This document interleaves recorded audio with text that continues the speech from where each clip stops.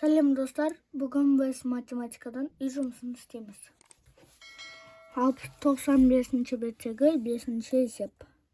Кесте бойынша өзектер құрастыр және жаз. Олардың мәнін тап. 5 есептің асы. 125 қосу жақша ашылған 41 көбейту 2 тең 207. 41-ді 2-ге көбейтеміз 82. 125-ке 82-ні қоссақ 207. 120-ны 3-ке көбейтеміз 360. 505-ті 5-ке бөлсек 101. 101 мен 360-ты қосқанда 461. 606 бөлі 3 202. 120 көбейту 2 240. Оларды екеуін қоссақ 442. Енді төртінші есеп. 450 қосу 25 көбейту 4, 25-ті 4-ке көбейтсек 100. 450-ге 100-ді қоссақ 550.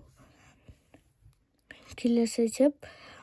320 көбейту 0 қосу 320. 320-ны 0-ге көбейтсек 0. Өйткені әрбір санды 0-ге көбейтсек 0 шығады. 0-ге 320-ны қоссақ 320. 5-ші есептің асы.